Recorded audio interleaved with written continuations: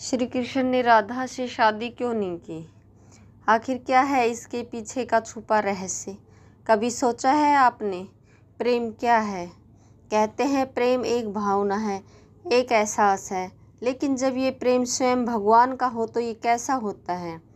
आज मैं आपको ले चलूँगी उस प्रेम कहानी में जिसे सुनकर आपका दिल कभी रोएगा, कभी मुस्कुराएगा और अंत में एक गहरी सांस लेकर रह जाएगा। ये कहानी है श्री कृष्ण और राधा की। ये प्रेम की नहीं बल्कि प्रेम से भी बड़े प्रेम की कहानी है। ये विवाह की नहीं बल्कि विवाह से भी पवित्र बंधन की कहानी है। चलिए शुरू करते हैं आज की कहानी। आज की कहानी बहुत ही ज्ञानवर्धक एवं प्रेरणादायक है, इसलिए अंत तक इसे ज़रूर सुने। समय से पहले, सृष्टि से पहले, जब कुछ भी नहीं था, केवल परम ब्रह्म था और उस परम ब्रह्म का निवास स्थान था गोलोक में। गोलोक वो स्थान जहाँ समय ठहर जाता है, जहाँ प्रेम अपने सबसे शुद्ध रूप में विराजमान रहता है। गोलोक में श्री कृष्ण राधा के साथ निवास करते थे, लेकिन यहाँ एक रहस्य था। गोलोक में श्री कृष्ण की एक पत्नी थी, विरजा। तीनों के बीच प्रेम था, आदर था, सम्मान था। एक दिन की बात है, श्री कृष्ण विरजा के साथ गोलोक के मनमोहक उद्यानों में भ्रमण कर रहे थे। फूलों की सुगंध, भंवरों का गुंजन, कोयल की मधुर तान, सब कुछ प्रेम में डूबा हुआ था। अचानक वहाँ राधा का आगमन हुआ। राधा का हृदय यह देखकर टूट गया। उन्होंने अपने प्रियतम को किसी और के साथ देखा। जलन की आग में जलती राधा का रूप देखकर श्री कृष्ण का मित्र श्रीदामा वहां पहुंचा। श्रीदामा ने राधा को समझाने की बहुत कोशिश की। राधे, ये क्रोध उचित नहीं है। प्रेम में ईर्ष्या का कोई स्थान नहीं होता। परंतु प्रेम में जली राधा का क्रोध शांत नहीं हुआ। उन्होंने श्रीदामा को भी अपने क्रोध का निशाना बनाया। यही हुआ वह जिसने प्रेम की इस कहानी को एक नया मोड़ दे दिया। श्रीदामा ने दुखी होकर राधा को श्राप दिया। राधे, तुमने अपने प्रेम में अंधे होकर मेरे मित्र का अपमान किया है, इसलिए तुम्हें अपने प्रियतम श्री कृष्ण से 100 वर्षों तक विरह झेलना होगा। तुम दोनों को धरती पर जन्म लेना होगा और वहाँ तुम्हारा मिलन विवाह के रूप में नहीं हो सकेगा। ये श्राप सुनकर गोलोक में बहुत सन्नाटा छा गया। राधा के नेत्रों से अश्रुधारा बह निकली। श्री कृष्ण का हृदय भी व्यथित उठा, लेकिन श्राप तो श्राप था, उसे स्वीकार करना ही पड़ा। समय का चक्कर घूमा और उसी श्राप के कारण श्री कृष्ण का जन्म हुआ मथुरा में देवकी के गर्भ से। वही राधा का जन्म हुआ बरसाना में, वृषभानु और कीर्ति के घर में। 2 अलग स्थान, 2 अलग परिवार, लेकिन एक ही आत्मा के 2 टुकड़े। जब श्री कृष्ण को नंद और यशोदा के घर गोकुल लाया गया, तब से ही एक अजीब सी बेचैनी उनके मन में थी, जैसे कुछ छूट गया हो, जैसे कोई पास होकर भी दूर हो। बालक कृष्ण अक्सर आकाश की ओर देखते और मन ही मन कुछ खोजते रहते।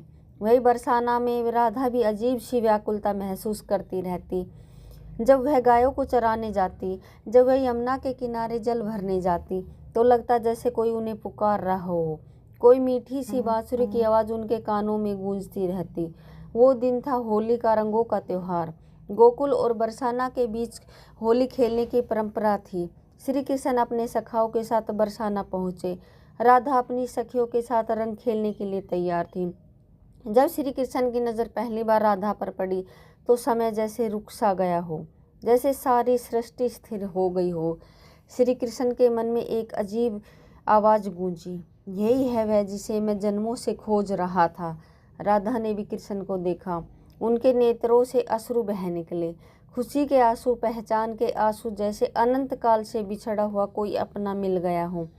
दोनों एक दूसरे की ओर बढ़े, लेकिन तभी राधा के मन में एक अजीब सा डर भी जागा।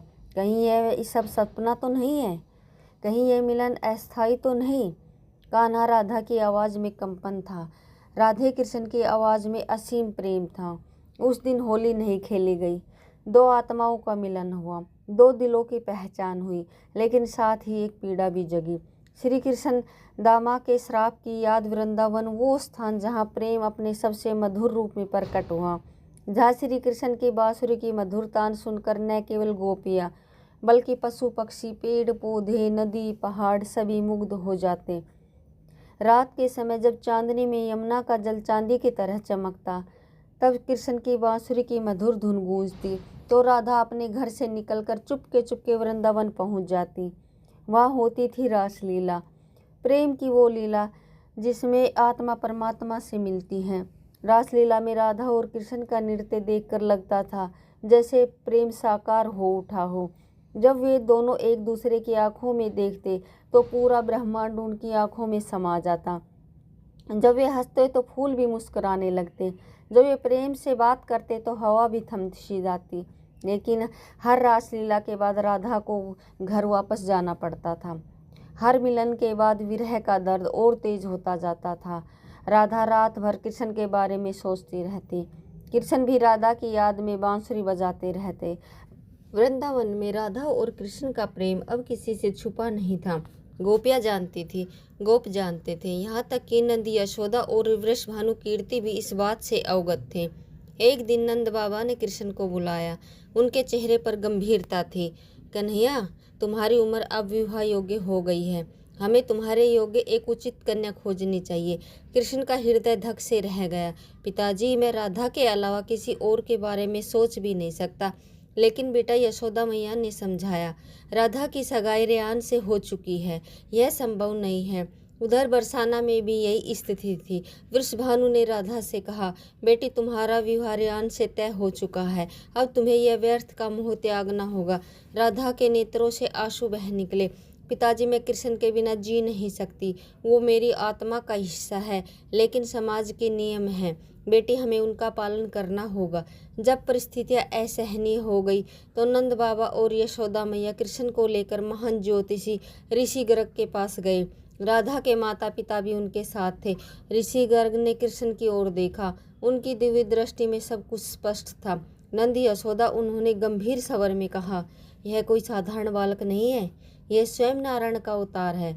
फिर उन्होंने राधा की ओर देखा, और ये राधा कोई साधारण बालिका नहीं है, यह स्वयं लक्ष्मी का अवतार है। सबके चेहरे पर आश्चर्य के भाव थे। ऋषि गर्ग ने आगे कहा, इन दोनों का प्रेम कोई सांसारिक प्रेम नहीं है, यह दैवी प्रेम है, आध्यात्मिक प्रेम है। इनका मिलन विवाह के बंधन में नहीं बल्कि आत्मा के स्तर पर है। तो क्या ये दोनों विवाह नहीं कर सकते? नंद बाबा ने पूछा। ऋषि गर्ग ने दुखी होकर सिर हिलाया। नहीं, इन्हें एक श्राप का फल भुगतना है। गोलोक में घटी एक घटना के कारण इन्हें इस धरती पर विरह झेलना होगा। लेकिन यह विरह भी एक लीला है, प्रेम की परम अवस्था दिखाने के लिए। फिर इनका भविष्य क्या है? वृषभानु ने पूछा। कृष्ण का कार्य धर्म की स्थापना है। उन्हें मथुरा जाना होगा, कंस का वध करना होगा, उनका विवाह रुक्मिणी से होगा। लेकिन उनका प्रेम हमेशा राधा के लिए ही रहेगा। और राधा, कीर्ति माता ने चिंतित होकर पूछा। राधा का विवाह रेयान से होगा, लेकिन उनका मन हमेशा कृष्ण में ही लगा रहेगा। यह प्रेम कभी कम नहीं होगा, बल्कि और भी गहरा होता जाएगा। इंद्र का घमंड चूर करने के लिए श्री कृष्ण ने गोवर्धन पर्वत को अपनी छोटी उंगली पर उठा लिया था। 7 दिन और 7 रात तक वो पर्वत उंगली पर उठा था।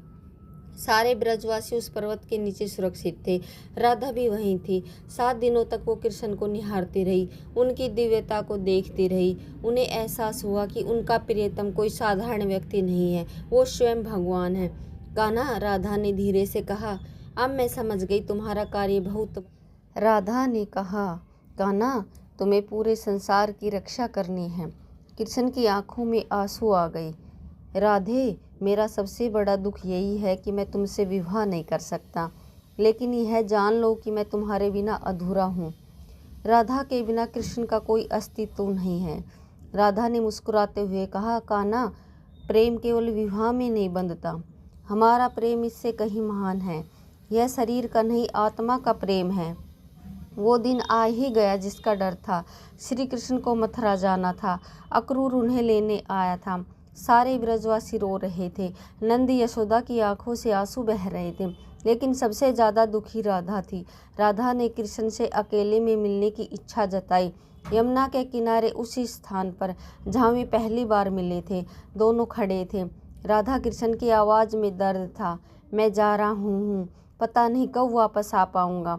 राधा ने कृष्ण के हाथों को अपने हाथों में ले लिया। कान्हा, तुम्हें जाना ही होगा, यही तुम्हारा धर्म है। लेकिन एक वादा करो, तुम मुझे कभी नहीं भूलोगे। राधे, भला मैं तुम्हें कैसे भूल सकता हूँ? तुम मेरे सांसों में बसी हो, मेरे हृदय की धड़कनों में हो। जब भी मैं बांसुरी बजाऊंगा उसमें तुम्हारा ही नाम होगा। राधा के नेत्रों से अश्रुधारा बह रही थी। कान्हा, मैं भी तुम्हारा इंतजार करूंगी, जन जन तक तुम्हारा इंतजार करूंगी। कृष्ण ने राधा के माथे पर एक प्रेम भरा चुंबन लिया। राधे, यह विदाई नहीं है, यह केवल शरीर का वियोग है, आत्मा तो हमेशा साथ रहेगी। रथ आ गया था, अक्रूर प्रतीक्षा कर रहा था, कृष्ण को जाना था। वो रथ पर बैठे और पीछे मुड़कर राधा को देखा। राधा वहीं खड़ी थी, हाथ हिला रही थी। रथ चल पड़ा। धीरे धीरे ब्रजभूमि छूटती जा रही थी। कृष्ण के नेत्रों से आंसू बह रहे थे। वह जानते थे कि यह अंतिम विदाई है। मथुरा पहुंचकर कृष्ण ने कंस का वध किया, उग्रसेन को राजगद्दी पर बिठाया, लेकिन उनका मन हमेशा राधा की याद में डूबा रहता था। रात में जब वह अकेले होते तो बांसुरी बजाते और राधा को याद करते। राधे, कहाँ हो तुम? क्या कर रही हो? क्या तुम भी मुझे याद करती हो? कृष्ण मन ही मन पूछते रहते। उधर बरसाना में राधा का विवाह रेयान से हो गया था, लेकिन उनका मन हमेशा कृष्ण में ही लगा रहता था। रात में वह छत पर जाकर आकाश की ओर देखती और कृष्ण से बात करती। कान्हा, तुम कहाँ हो? कैसे हो? क्या तुम भी मुझे याद करते हो? राधा आंसू बहाते हुए पूछती रहती। एक दिन कृष्ण के पास एक पत्र आया। विदर्भ राज्य की राजकुमारी रुक्मणी का पत्र था। उसमें लिखा था, हे कृष्ण, मैंने आपके बारे में सुना है, आपकी वीरता, आपकी दयालुता के बारे में सुना है। मैं आपसे विवाह करना चाहती हूँ। रुक्मणी ने श्री कृष्ण से कहा, मेरे भाई रुक्मण ने मेरा विवाह शिशुपाल से तय कर दिया है, कृपया मुझे इस विपत्ति से बचाइए। कृष्ण ने पत्र पढ़ा। उनके मन में राधा की याद आई। राधे, अगर तुम होती तो क्या कहती? मैं क्या करूं? तभी उन्हें राधा की आवाज़ सुनाई दी। कान्हा, तुम्हारा धर्म है असहाय की सहायता करना। रुक्मणी भी मेरी तरह प्रेम चाहती है, उसकी सहायता करो। कृष्ण ने रुक्मणी का हरण किया और उससे विवाह किया, लेकिन विवाह के दिन भी उनका मन राधा की याद में डूबा था। रुक्मणी एक समझदार स्त्री थी। उसने कृष्ण के मन में राधा के प्रेम को महसूस किया।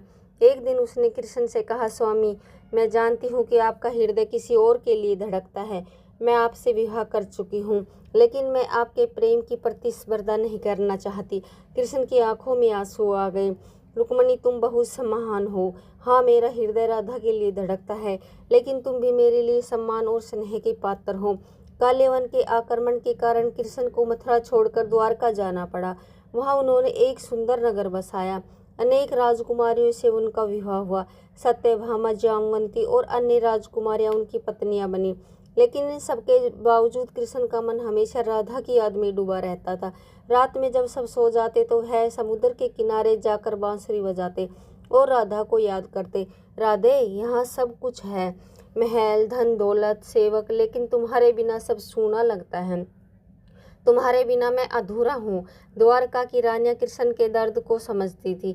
वे जानती थी कि कृष्ण का सच्चा प्रेम राधा से है, इसलिए वे कभी इस बात की शिकायत नहीं करती थी। कुरुक्षेत्र के मैदान में जब अर्जुन ने धनुष रख दिया और कहा कि यह युद्ध नहीं करेगा, तो कृष्ण ने गीता का उपदेश दिया। उस समय भी उनके मन में राधा की याद थी। राधे, तुम कहती थी कि मेरा काम धर्म की स्थापना है। आज वही समय आया है। मुझे अर्जुन को कर्तव्य का पाठ पढ़ाना है। गीता में श्री कृष्ण ने कहा, हे अर्जुन, कर्म करना तुम्हारा अधिकार है, फल की चिंता मत करो। यह उनके अपने जीवन का भी सिद्धांत था। उन्होंने अपना कर्तव्य किया, भले ही उसके लिए उन्हें राधा से दूर रहना पड़ा। युद्ध के दौरान एक रात कृष्ण अकेले बैठे थे। उन्हें लगा जैसे राधा उनके पास आई हो। कान्हा, तुम्हारा यह कार्य धर्म के लिए है। मैं तुम्हारे साथ हूँ, हमेशा रहूंगी। कृष्ण की आंखों से आंसू बह निकले। राधे, तुम सच में आई हो या ये मेरा भ्रम है? कान्हा, प्रेम कभी भ्रम नहीं होता। मैं तुम्हारे दिल में हूँ, तुम्हारी सांसों में हूँ। महाभारत के युद्ध के बाद एक दिन कृष्ण का मन व्याकुल हुआ। उन्होंने सोचा कि क्यों न एक बार ब्रजभूमि जाकर राधा से मिला जाए। वो गुप्त रूप से द्वारिका से निकले और वृंदावन की ओर चल पड़े। जब वह वृंदावन पहुंचे तो देखा कि सब कुछ बदल गया था। वे गलियां, वे घर, वो यमुना का किनारा, सब पुराना लग रहा था। कृष्ण ने एक बुजुर्ग गोपी से पूछा, माता राधा कहाँ है? बुजुर्ग गोपी ने उन्हें पहचान लिया। कन्हैया, तुम आ गए। राधा तो अभी संसार में नहीं है, उसने तुम्हारा इंतजार करते करते प्राण त्याग दिए। कृष्ण का हृदय टूट गया। क्या कह रही हो माई, राधा नहीं है?